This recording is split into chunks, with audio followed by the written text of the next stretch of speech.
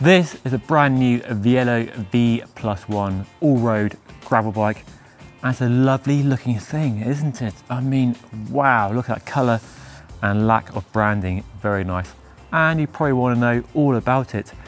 Only, I'm not going to tell you.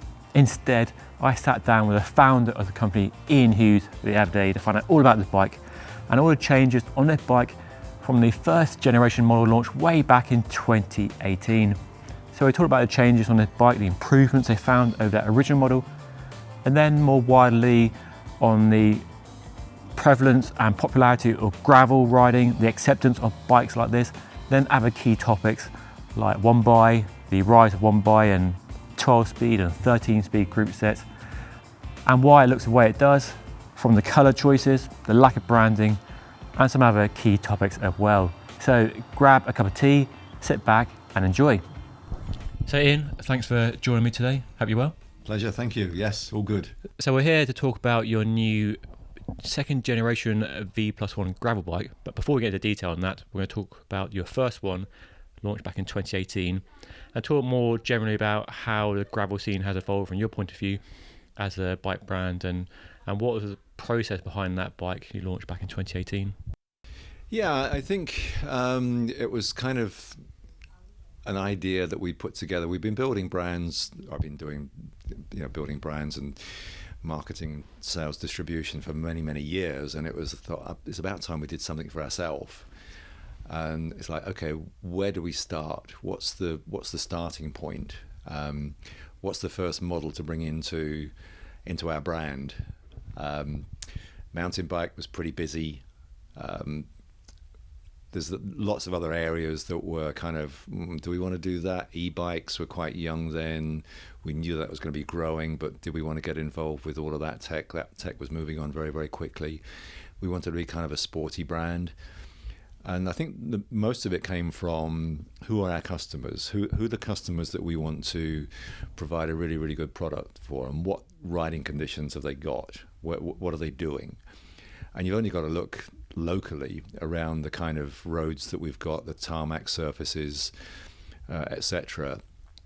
And you go out for a ride on your road bike, you just get beaten up to pieces. Then it was kind of 25mm, 28mm tires, and the roads were harsh, and it was just, after a while, it was becoming unpleasant. So I thought, okay, what can we do to provide a bike that's going to be suitable for those conditions, and maybe a little bit wider? So we thought of, okay, the first thing that springs to mind, gravel bike. Gravel bike was quite young then, quite new, and I didn't necessarily want to say, okay, we present our first bike as a gravel bike because it's hip and it's new. I kind of wanted to place it more towards road plus all road, 700C wheels, probably about 38mm tires, semi-slick. You could ride with your road bike friends around the roads of Northumberland, broken tarmac, not just Northumberland, but any real road conditions, that you could still ride with your road bike friends. But then again, if you wanted to take it further off-road on some paths and gravel tracks, it would do that first of all. So we wanted to place it more as a all-road, road plus style of bike. Again, wet weather conditions, I wanted to fit mud guards or fenders. So those are kind of the thought process of what we wanted to do. And then that's how we evolved and brought the first generation V+1 about. And then it was kind of lots and lots of little detail points of how it would look color-wise, branding-wise, what that language was going to be, what that conversation was going to be. So that's when I kind of hooked up with some friends, and this is the idea. How does it look in your head? We wanted it clean. We didn't want loads and loads of decals all over the frame. Single colors, maybe 2 colors maximum. Not loads and loads of stickers all over the frame to make it look too busy or too loud. And yeah, that's kind of where the whole thing started back in when we launched it in 2017. But the process was much, much earlier than that. Yeah. It's fair to say back then, like 2016, 2017, gravel, most people probably didn't understand what it meant, especially here in the UK. But it's probably fair to say that now people have a better understanding what gravel means, and many different interpretations. So probably with a new bike, probably an easier conversation to have with people about what the bike's for, and they understand the benefits of wide tyres and one by, which we'll get into later. To imagine it's an easier conversation these days. It is. I mean, we do actually use the word gravel bike when we're discussing V+1 now, because again, that market has broadened, has widened up so much. You've got everything from bike touring, where people are loading up their bikes with bags and packs and riding long distance and sleeping and camping overnight and trips around the world, etc., which is great. Then you've got the commuting style gravel bike, and then you've got the faster, high-end performance kind of gravel style bike. So that's where we wanted to position the second generation V+1 in that high-end kind of race sector. I think the gravel, the term, is sort of laden with hype as well, and as I know the whole US racing scene where it sort of originated, if I believe is sort of the common story. But you're a small British brand, and the way gravel has been embraced here in the UK is very different. Like you're talking about more about all road, which has crossover with gravel, but you're talking more about all weather riding, all conditions, road, potholes, bit of gravel. So it's much wider, almost different style of riding, isn't it? Gravel kind of bunched together with different. No, it is. Riding. And again, I think even the choice of wheel tyre combination contributed towards it. Probably a couple of years ago, people were saying, okay, I want 700C wheels, but it's got to have 650B as well, because I'm going to buy 2 sets of wheels for it. And what they found was they ran 700C wheel tyre combination, and that's all they used, unless they were going specifically for big bike packing, heavier load, maybe more aggressive style gravel, nearly single track mountain bike road, that they needed to use 650B. So again, I think most of the trend and most of the application on a gravel bike is still around 700C wheel, with at the moment kind of 45, 50 mil tyre, I would say is more than sufficient. But if you're doing some fairly aggressive single track mountain bike trails, then probably you want to go down to 650B with as wide a tyre as you possibly can do. Would you say it mostly settled down around 700 by 40, 45, generally speaking, for your customers? I think so. There's some brands that wanting to go real the drop bar mountain bike style, which is great. There's that like another sector within another sector, quite niche. Some people think I've got to have those 2.1 tyres. Do they really use it? I think the tyre technology now for 45 mil up to even 50 mil is sufficient. There's sufficient tread pattern, grip technology that you don't need to go so crazy wide. Again, that's why we've kind of set our benchmark for the second generation V+1 around 45, maybe 50 mil tyre is maximum. And then going on to the kind of one by story, we can really tune that frame quite specifically, that we don't have to go to drop chain stays. The whole thing is a lot more symmetrical, a lot more performance all involved. So that all kind of comes together quite nicely, and really positioning the second generation V+1 where we want to make it. It's not a compromise. It's like that's what this bike is all about. I remember when it first launched, it was a bike with no compromises, and one of those is the choice to go down a one by route with no concession to two by. And how was that as a small brand launching a one by only bike then, and how has that sort of journey been for you, trying to convince people maybe, or just educate people around the benefits of one by? They don't need two by on a gravel bike. Yeah, I mean, again, I think when we first started, group set options for one by were reasonably limited. You had, what did you have then? Kind of 11, 10, 42. There wasn't really the Shimano GRX range that was around at that time, which was more gravel specific. So it was quite limited of what could be done. I think it was your SRAM rival one by back then. That was it. Force One rival. Yeah. That was basically it. No Shimano, no Campag. No. So it was reasonably brave what you could do. Kind of with that. Okay, a couple of customers came to us and said, "Well, the Rotor 13 speed. Is there a chance of actually doing that?" Yes. So we actually ran that for a couple of customers that were quite specific. So yes, it was quite an interesting story of trying to convince customers that we've done this one buy for a specific reason. And I think over the last couple of years, as group set manufacturers have come on, they've offered, again, that 12-speed, 13-speed, more gravel-specific group sets, then that's made the whole one-buy conversation quite a bit more acceptable. And then with the second generation frame, we've kind of just pushed those limits in terms of design and engineering a little bit further to make it really, really specific. There's so much little detail that you'll obviously see when you're riding the bike and kind of going through it of what we've actually done to make it work. Must have been pretty frustrating waiting for the component brands to kind of get their act together and develop a proper one-by group set back in the early days with the V+1. You knew the concept was sound, but you didn't have the group set 1x12, 1x13. Yeah, now we do, but it must... I think there's a fine line between being brave and being foolish and being too conceptual. Okay, yeah. And it was kind of having industry understanding of what was going on, what the group set manufacturers were kind of doing. We obviously had to keep it very, very close to our chest because it's all under NDA and it's all until it's officially launched. We had to keep it, under our skin, keep it secret. But it kind of gave us some confidence that okay, this stuff's coming, and we want to be brave. We want to be one of the first ones in there. Obviously, a lot of the big corporate brands, they need to have a big churn. That's their business model. That's great. And I think somebody like ourselves, we can be reasonably brave without being too conceptual, without being too daft, that we can actually make it work. And then it's just convincing customers that here's what it's all about. And I think there's a place in any industry for a bit of an industry shaker, to shake up the industry a little bit and say, well, you've seen what these guys are doing.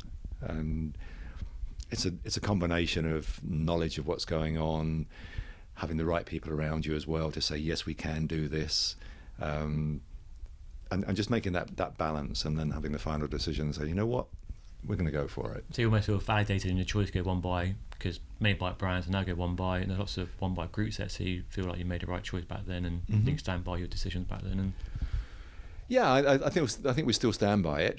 Obviously, since we launched the V+1, in terms of supply line and group sets that are coming down the line and components, some of those lead times have stretched a bit further back. So it's a little bit frustrating that we've not been able to match up exactly all the components with what the frame and the bike is all designed for. But we know that's going to come. We've just got to be patient with it, and that's the business, that's the industry at the moment, and that's the same for everybody. So we've just got to be patient with that. As frustrating that it is, but that's another story. Okay.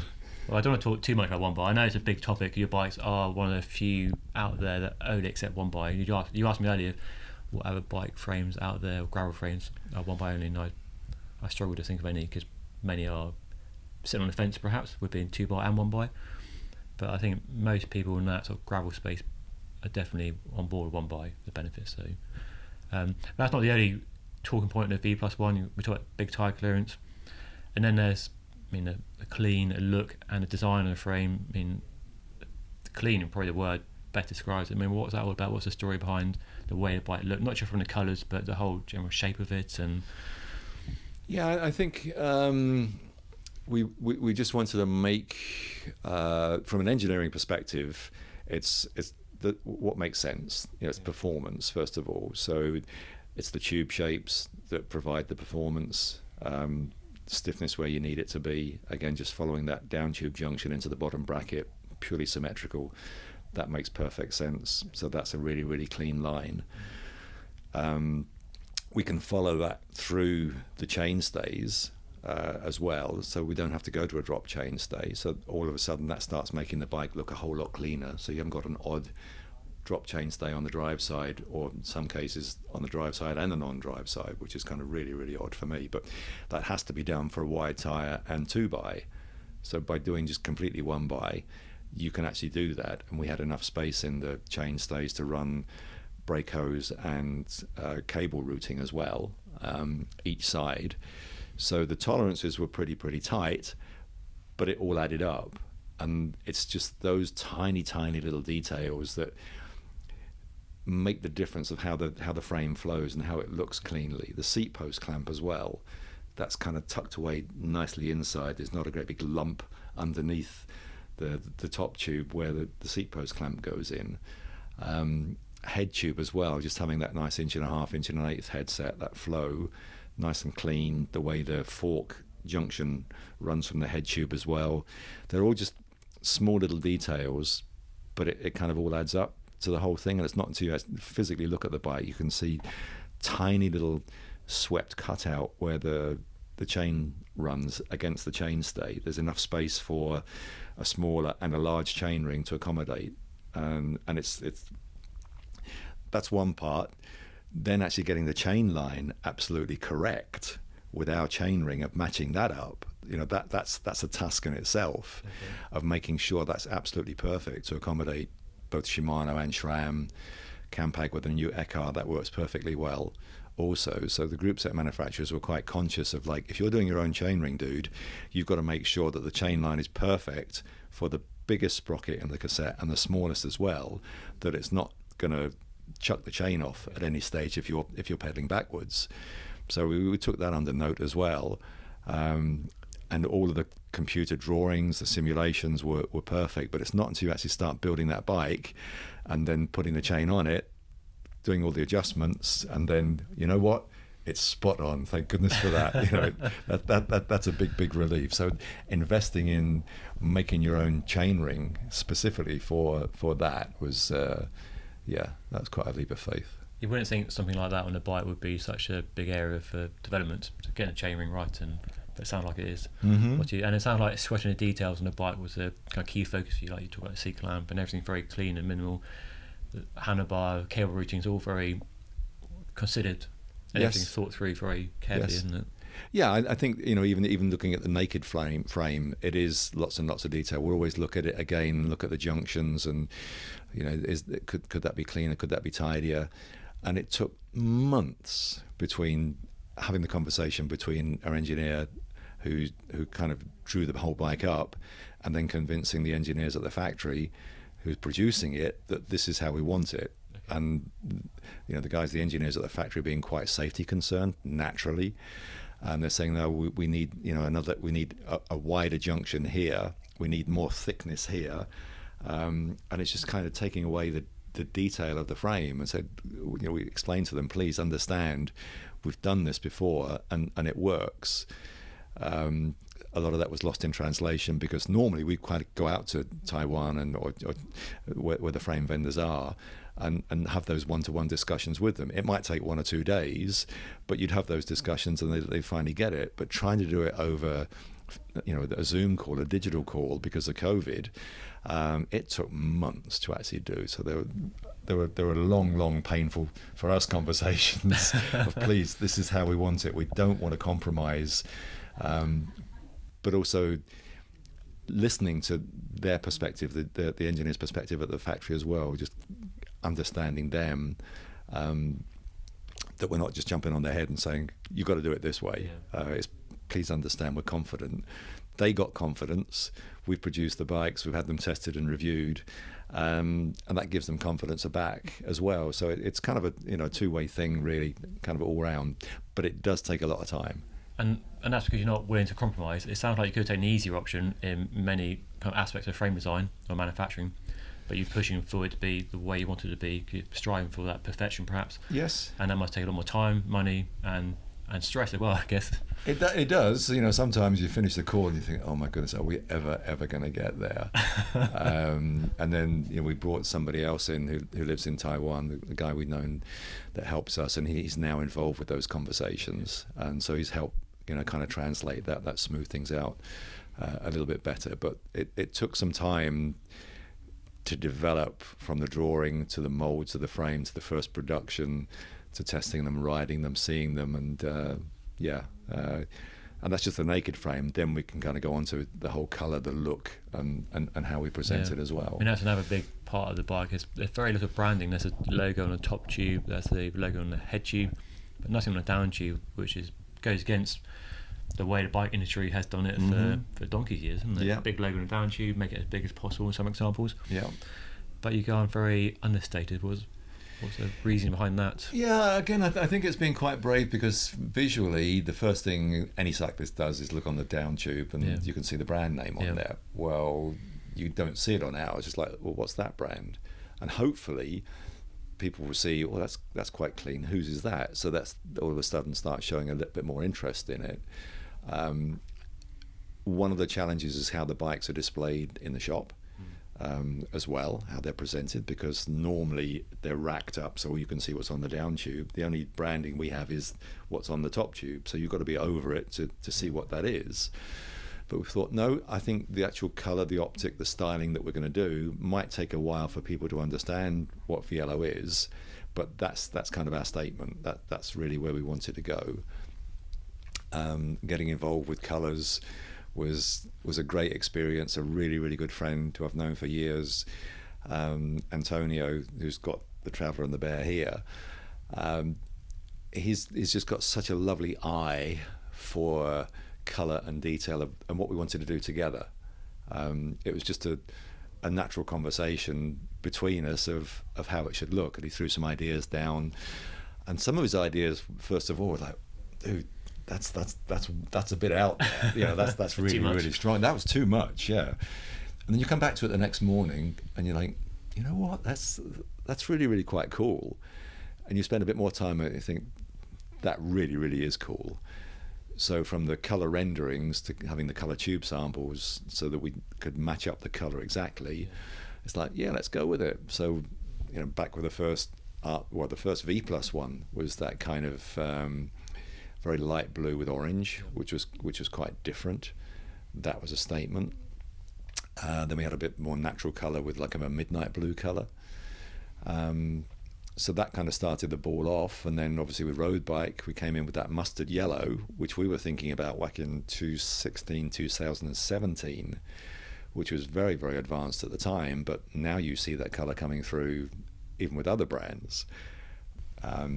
So that's quite nice to have brands maybe imitating some of your colours and understated, because there are quite a few brands now, not, I wouldn't say copying you, but go down a similar route of having less branding and a similar colour palette perhaps. So people have been keeping an eye on your brand and direction and taking notes. To be honest, I think it's something that's gone on for a long time. I even remember back in the corporate days when I was working for Scott, we go around Eurobike and a lot of the product managers say to us, right, what cool brands have you seen? What's new that's out there? Who's doing what that we should be taking a look at? So I think the whole industry are looking at one another anyway and saying, oh, I really quite like that, or I don't like that. And so far, I think the reception we've had from the trade is, well, that's pretty nice. Okay. That's pretty cool, without blowing our own trumpet too much. And then going on to the second generation V+1, we wanted to be kind of really, really quite brave with the colours, with the palette, with the statement. And then again, Antonio came up with a mood board of options. So there were probably about 7 or 8 different colours in amongst there. We kind of pulled out 4 that we thought would work together. Then we had those transferred onto tube samples, both with gloss, clear coat finish and with a satin finish, and we thought that the satin finish is going to really bring out the depth of the colour. You're not going to get highlights bouncing around off the gloss clear coat. So that's kind of why we went for the satin colours in the colours that we've got. And I remember going around and showing some dealers and customers, first of all with the tube samples. I said, right, what's your favourite colour? 1, 2, 3 and 4, and everybody came back with a slightly different first, second, third and fourth option. I thought, okay, this is interesting. Even different customers in the same town, in the same area, the same city, they all come back with something very, very slightly different. What was their first favourite colour and what was their least favourite? The overall opinion was, dude, you're being brave. What the heck are you doing here? And we thought, okay, that's an interesting reaction, but we're going to go with it. We've made our minds up. That's what we're going with, and that's what we have done. So we've got that rock salt kind of pink colour. We call it Himalayan rock salt, after the Himalayan rock salt colour. The bluestone colour to complement with that. The frost green with a plum highlight, and then the plum colour with a frost green highlight. And first of all, when I kind of placed the order, the split, the blue colour I thought was probably the safest, so I kind of went slightly heavier on the blue colour, on the bluestone colour, and then split the other colours equally. But what's happened now is customer's choice is the colour first, and it's split equally over all 4 colours. Okay. So it's the colour that they choose first of all, then the frame level, then the group set that they want to build with it. So that's fascinating. I think it shows you true that colour is the most important thing when buying a bike, and one of the most important things up there, top 2 or 3. And yeah, it's such an emotive thing, that colour.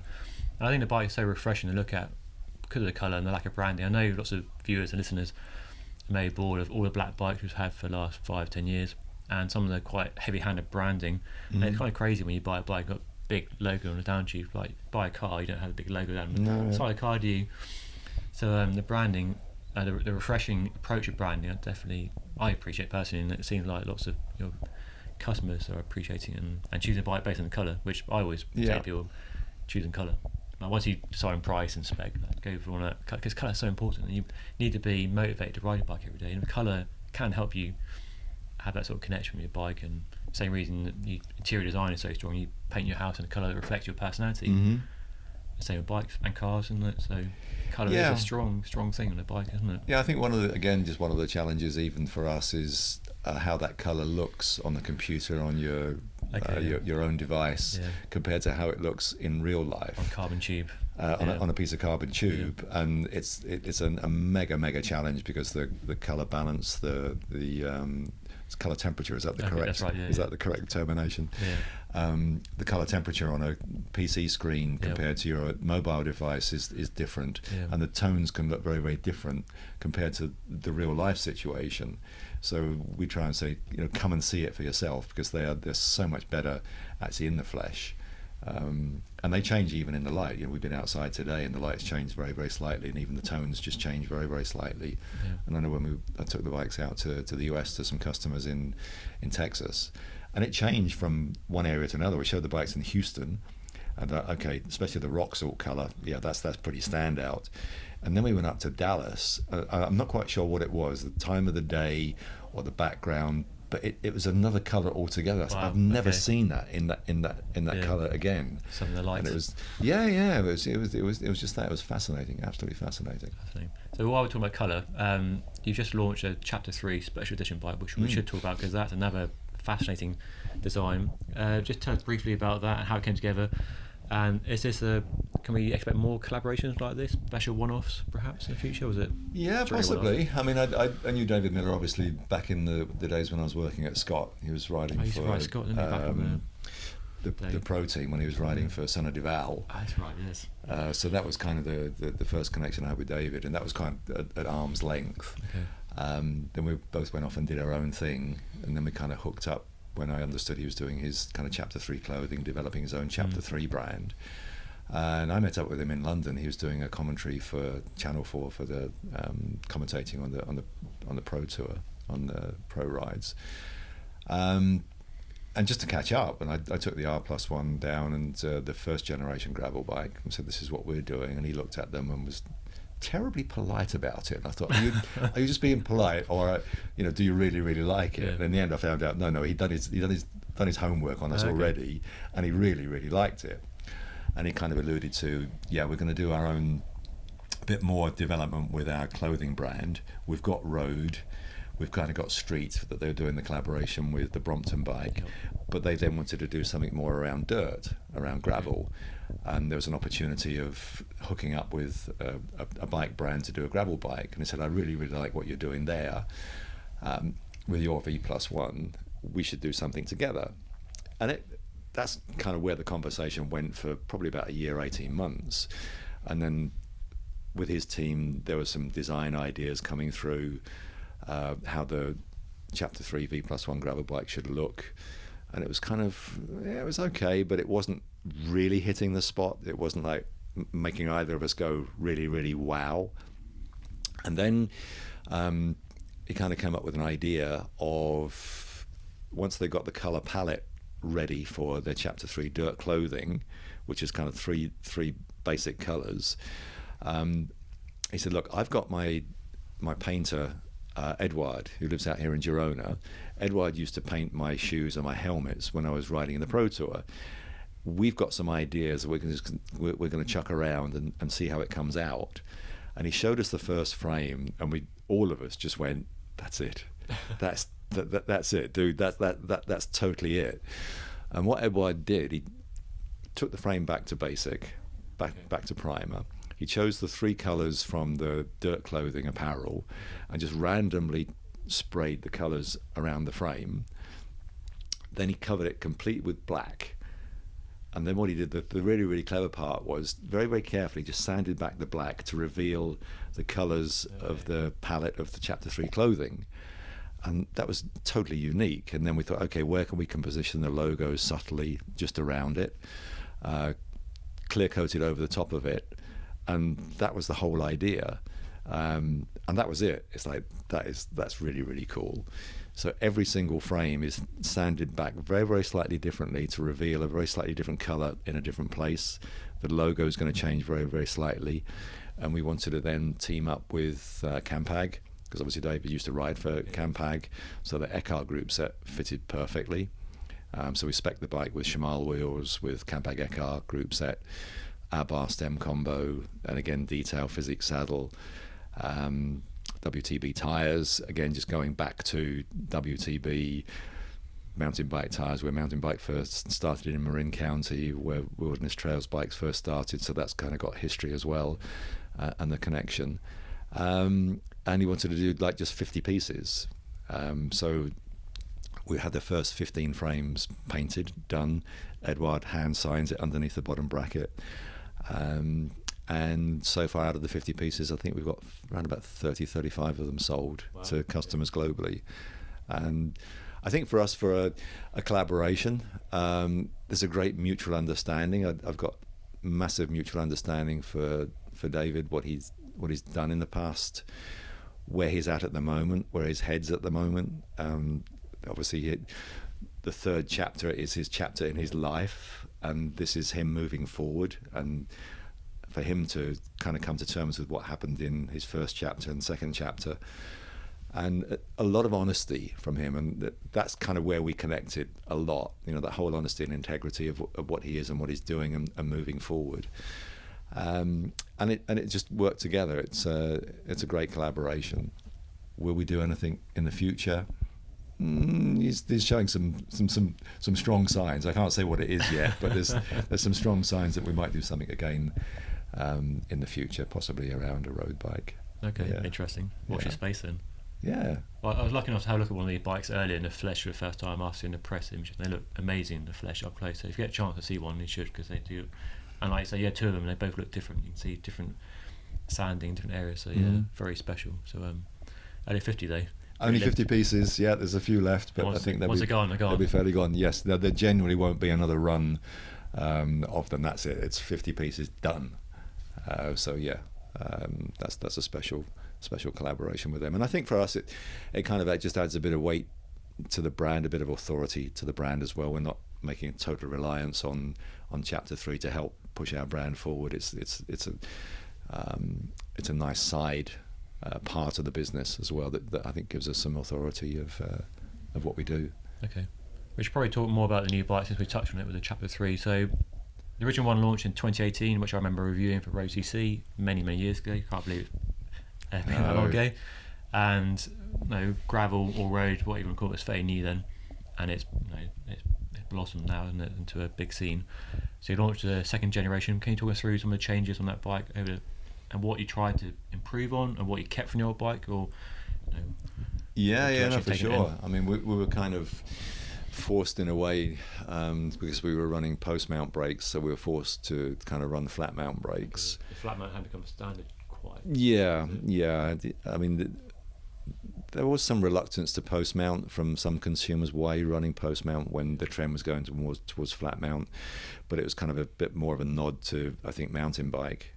Kind of crossover, but the industry was moving more towards flat mount, and there weren't post mount calipers available. So that kind of made us, all right, if we're doing that, we need to probably redesign the whole frame as well. And we were moving to a different vendor. So we thought, okay, the brief is don't break it. keep it the best bits of what we've got. Yeah. Don't mess it up. But as we know, things were moving on in terms of components, what the market was moving on towards as well. So we wanted to position the bike as a fast race gravel. Okay. Placing it there, we didn't want loads of eyelets for bags and carriers and that kind of thing. We wanted it light and performance. It's not a bike packing setup then. Not a full. It's not a Bike packing light, maybe. Bike packing light. Credit card. Yes, bike packing. yes, that's the one. Yeah. My style of bike packing. Yeah, like that. Nice hotel. Then tyre width. Okay.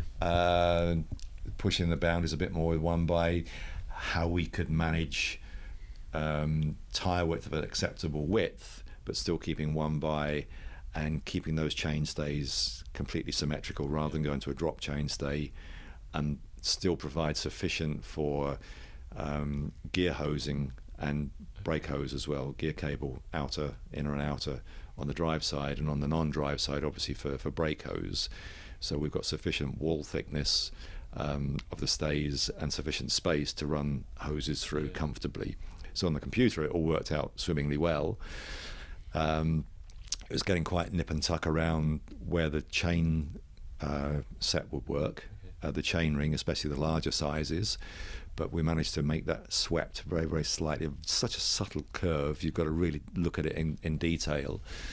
So that was working okay, and then again still accommodating the chain line that we discussed earlier to make sure that ran perfectly. Still kept over the fast axle, A2T axle, front and rear. Just redesigned the rear dropout a little bit cleaner. Still kept the curve in the seat stay to provide that additional comfort, and then just tiny little adjustments to the top tube width. We just made that slightly wider, a little bit more stiffer laterally. So yeah, some really, really subtle changes. So is the tyre clearance the same, or was it improved over the old model then? So it's improved. Okay. Yes, yeah. We can run up to 50mm tyre, both 700C and 650B. We were probably running, I would say, 42mm was probably the maximum on the first generation bike. Yeah. But I think it's quite an improvement. But I think it's enough. I don't think you need to go too much wider than that. Not for the style of bike that we've designed anyway. Yeah.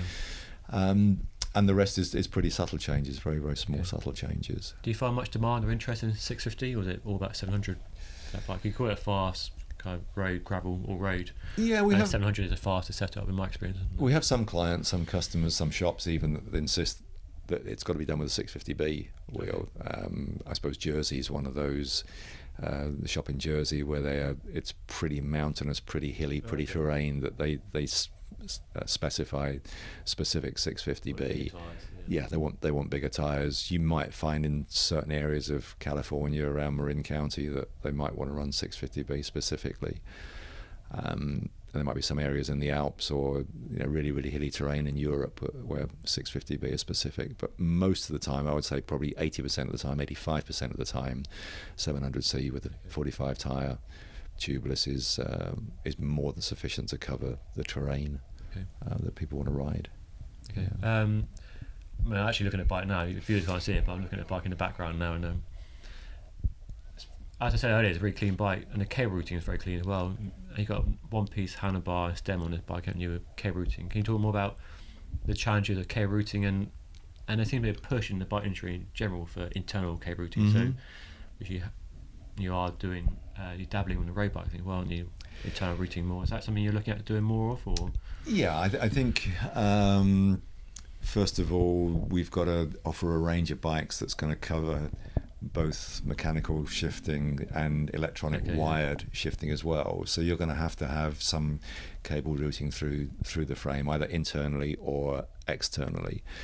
So we first designed the V+1 and the R+1 Strato frame to carry regular cable routing. Where we positioned the cable ports in the down tube, I think was quite, I don't know if critical is the right word, quite precise, so that we're not running huge big lengths of outer cable to the bar. It's a nice curve. It's not lumps of spaghetti all hanging out the front of the bike that you see on so many occasions. So for regular cable routing, that was a big consideration. And then, as you said, that a lot of brands are going to more fully integrated with the cables through the headset. So I suppose you've got two challenges. Do you want to run mechanical cable routing through the headset to have it fully integrated, which some companies are doing, and to get all of those cables inside, you've got to be running probably inch and a half. Is there enough space to do that? And for me, it's quite a compromise. And there's several solutions that are out there with windows, with spaces, with gaps. And as you turn the bar, it opens up a space in the down tube. And like, oh, okay, I don't really like that. So we decided if we were going to do a fully integrated one, it would be for wireless, just purely for wireless. So all we've got to do then is just run the brake hoses internally. And again, we didn't want to run inch and a half. We wanted to just keep it really, really tight. And we found we could run both brake hoses, rear brake hose and front brake hose, through the frame, or the rear brake hose through the frame, a small cutout in the steerer tube for the rear brake hose to come through the steerer tube and up out the middle of the steerer tube. And then again for the front brake hose, again internally, so as soon as it comes out the caliper, it runs inside the fork leg and then can run completely internally up through the steer tube. So both brake hoses come out the steer tube. Then with our bar stem combo and the fork expander, we needed to run both brake hoses through the fork expander and still sufficient to hold and be able to preload the bearings for the headset. And then the challenge was, how can we get the brake hose through the stem and out through the bar without compromising and kinking the hose and causing a compromise on the brake hose?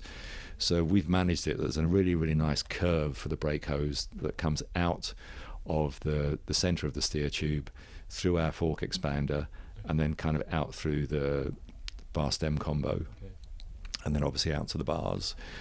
And the next part was, we wanted to make sure that it wasn't going to have any influence on the steering. There's no point in having the cables running so tight that you've only got that degree of steering, and you can hear the hoses going clunk, clunk, clunk, clunk, clunk. I'm really, really happy to say you've got full bar movement, completely, no influence on the steering whatsoever. And yes, we run a small anti-rattle hose in the down tube, so that hose isn't going click, click, click inside the down tube. So it's completely silent and no influence at all on the steering. And you've got inch and a half, inch and an eighth, really, really clean. And that was very, very satisfying to kind of come up with that design. It sounds like a lot of effort to go to. Are you getting a demand from customers for that internal cable routing? And we've had some reasonably high profile issues with internal cable routing, which you're probably obviously aware of. How do you kind of manage all the competing demands of, like, the safety could be paramount, you're going for that clean look, and then you try not to compromise the handling the bike in terms of steering and the design and the integrity of the steering tube? How do you balance all that and put out a product you're happy to put out and it's not going to be have any issues? It's a very good question. I mean, it's one we challenge ourselves with, straight away, and also thinking of, workshop service. I have to say, safety is paramount, most important. From a steering point of view, you don't want to be taking your hands off the bar or whatever, and then the bike's doing this, and you're over, and you're into an awkward situation. Likewise, you don't want to be in a position where you're compromising the brake hose that's going to cause an issue. So safety-wise, then that was like number one issue. So there's sufficient space to do that, and then both as a rider and both as engineers as well. From our engineer's point of view, he's spending a lot of time taking all those considerations of, like, is this safe? Is it going to work? Are we happy with it? Is it foolproof? Yep, it's pretty foolproof. We're quite happy with it. So all the testing we did prior to launching it, we were happy with, and even the field testing now, yep, this is okay. We're happy with that. That's working okay. From a mechanic's point of view, then again, we try and provide as much information as help as we can to make it as simple for them to service and to build the bikes as well. So it's not crazy complicated. Okay. That's a good thing. I mean, it's okay if you're buying a bike and it's built for you, but if the mechanic got to build it and it's a tricky build, you get a big build, don't you? Yeah. I mean, you can service the headset. You can take. Okay. There's enough space for brake hose. We can actually push the brake hose in left and right, kind of into the bar stem combo. So you've probably got about between 5 to 8 millimeters extra hose you can push in. Okay. So when you do come to service the bearings, and you have to cut the hose right at the very, very end to pull the whole thing out, you've got sufficient hose in there to join it back up to the brake lever without having to do a complete hose overhaul from front to back. Wow. So again, that was kind of a consideration from a service point of view. Well, it does sound like you thought about all the little details on the new bike. We tried to. It's been a labour of love by the sounds of it to get to where it is now. Yeah. And again, I suppose, just looking further down the line, especially with gravel, what's coming down the line with wireless group sets, we'll launch something a bit special in April. Okay. I can't say too much what's going on, but there's something coming out that we're tuned into, ready. Follow your Instagram and social media channels closely then for a sneak peek of that. Can you give us a more sort of crystal ball sort of feeling the way you think the gravel, road, your brand, cycling industry generally going in the future? In terms of trends, or I think most of that kind of polarization between road and gravel is becoming much closer. For sure. That kind of window of what's a road bike, what's a gravel bike, and where do they meet, where do they cross over? I think that's becoming much closer.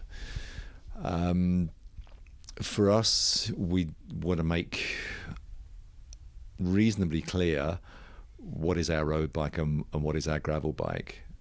In terms of what the industry is doing, then I think there's compromises at the moment. A lot of the big brands obviously need to provide product that they can churn that's going to be acceptable in a global market for everybody. So we're seeing gravel bikes that have got a 1x group set on it, but the frame is still 2x. So they're keeping safe with that. Okay. Road at the moment is predominantly 2x. A couple of brands have added a 1x group set to a 2x road frame, and they're just testing the market with it. But at the minute, I've not seen anybody that's done a totally dedicated 1x gravel frame set, and certainly not a totally dedicated 1x road group set. I think the industry, someone's going to come up with, I don't know who, probably a 1x specific gravel frame similar to what we've got. For me, it makes sense. It makes perfect sense. But it depends what the designers, who the chief guys in the big brands are going to say. Yeah, we need to go down this route, or what the feedback loop is between development engineers, development guys in those companies of how brave they want to be and what they see the market doing. It'd be crazy if we don't see more 1x only gravel bikes in the future, really, given the uptake of 1x generally. I think so. I mean, honestly, the frame performance that it adds by just making that frame set totally 1x. We talked about bottom bracket stiffness. It increases the BB stiffness by 32%. You can run those chain stays symmetrical rather than having to go to drop chain stays, and you can be so much more creative around what you do by having just that 1x specific frame set. I'd love to see somebody else coming up with taking what we've done to the next level, or doing something fairly similar. At the moment, it's quite a compromise, and I can understand to a degree the reason why. But like I said, I think the industry loves a bit of an industry shaker, without being too kind of blasé about it. I'm quite comfortable where we are and what we're doing.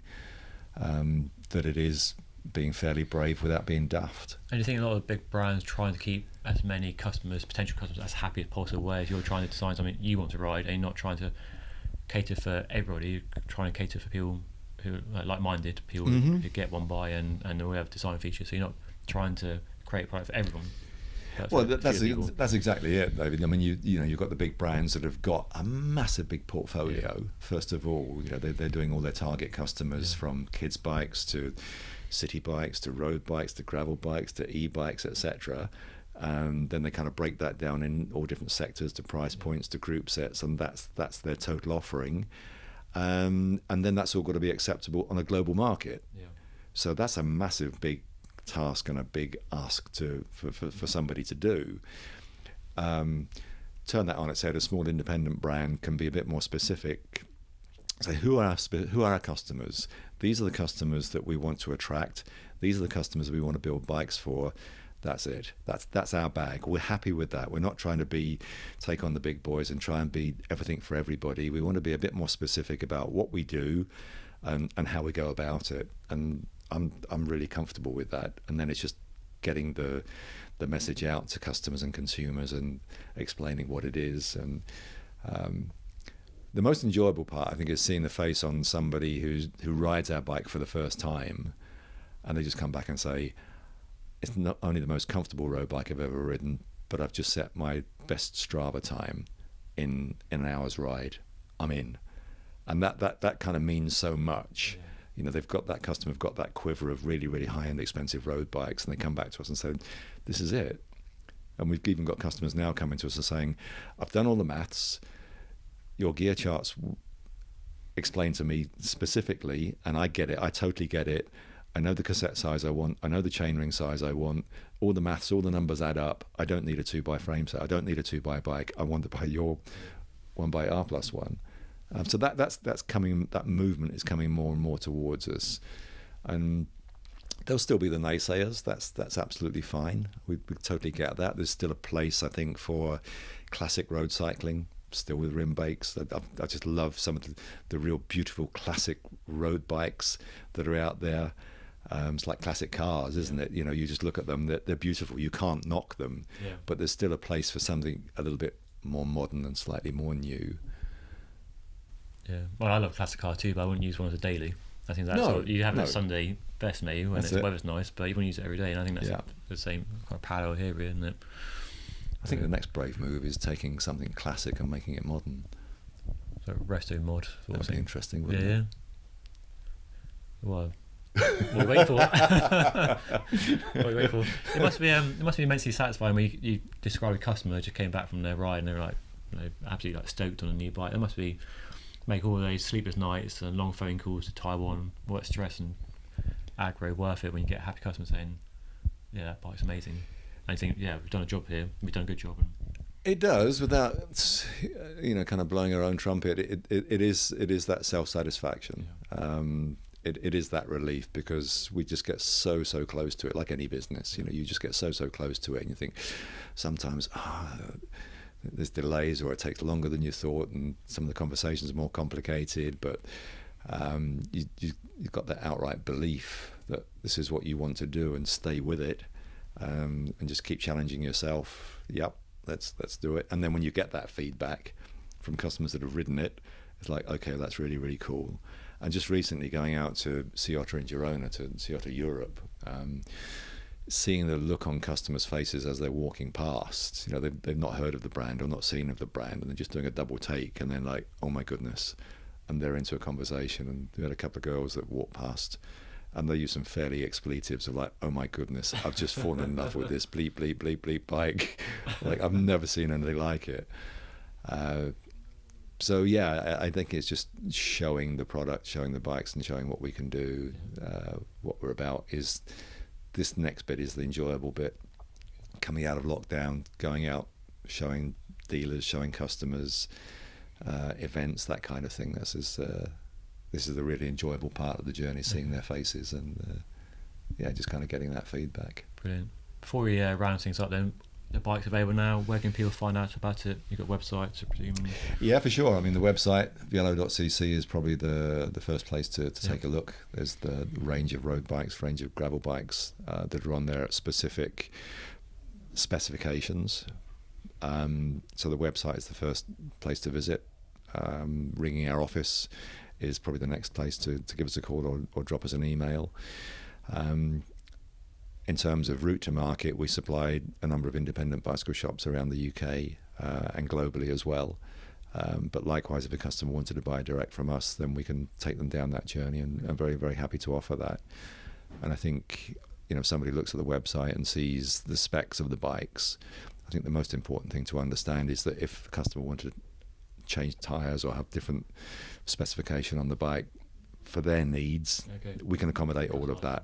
It can be completely customized, totally customized. I mean, the basic stuff is bar width, stem length, crank length, color, group set, etc. But if a customer wanted a specific saddle or wanted specific tires on it or specific wheels of their own choice, then you tell me what you want, we'll build that bike for you. There you go. So we go, the brand new Vielo V+1, and there should be a first ride hopefully on the channel very soon. Thanks for joining me, Ian. Pleasure as always. Thank you for watching and listening.